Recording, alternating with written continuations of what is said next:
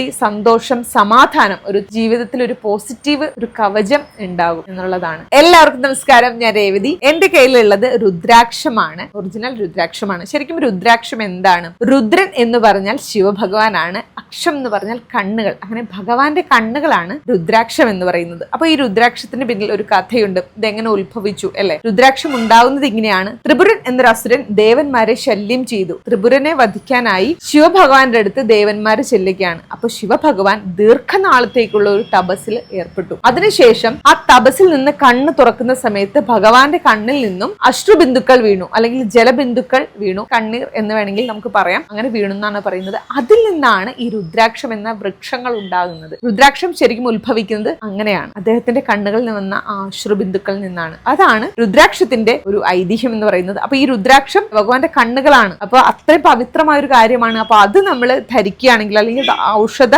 മൂല്യം ഉള്ള ഒരു കാര്യം കൂടിയാണ്. ഒരുപാട് ആൾക്കാർ ഉപയോഗിക്കുന്നുണ്ട്. അപ്പൊ ഇത് നമ്മൾ ധരിക്കുകയാണെങ്കിൽ, ഇപ്പൊ എന്റെ കയ്യിലുള്ളത് ഒറിജിനൽ രുദ്രാക്ഷമാണ്. ഈ ഒരു രുദ്രാക്ഷം നമുക്ക് സ്വർണത്തിലും അല്ലെങ്കിൽ വെള്ളിയിലൊക്കെ മാലയായിട്ട് കെട്ടി നമുക്ക് ഉപയോഗിക്കാൻ പറ്റും. അല്ലാതെ തന്നെയും നമുക്ക് രുദ്രാക്ഷമായിട്ട് മാത്രമാണെങ്കിൽ നമുക്ക് ഉപയോഗിക്കാൻ പറ്റും. അങ്ങനെ ഉപയോഗിക്കുകയാണെങ്കിൽ നമ്മുടെ ജീവിതത്തിൽ ഒരു പോസിറ്റിവിറ്റി വരും എന്നാണ് പറയപ്പെടുന്നത്. ഒരു ആത്മീയ സംതൃപ്തി, സന്തോഷം, സമാധാനം, ഒരു ധ്യാനം എന്നുള്ള ഒരു ലെവലിലേക്ക് നമ്മുടെ ജീവിതം കൊണ്ടുപോകും. നമുക്ക് മൊത്തത്തിൽ ജീവിതത്തിൽ ഒരു പോസിറ്റീവ് ഒരു കവചം ഉണ്ടാകും എന്നുള്ളതാണ്. അപ്പം എല്ലാവർക്കും, ആഗ്രഹമുള്ളവർക്കൊക്കെ രുദ്രാക്ഷ വാങ്ങാൻ സാധിക്കും. അപ്പൊ ഈ ഒരു രുദ്രാക്ഷമാല വാങ്ങാൻ ആഗ്രഹിക്കുന്നവർക്ക് താഴെ കാണുന്ന നമ്പറിൽ കോൺടാക്ട് ചെയ്യാവുന്നതാണ്.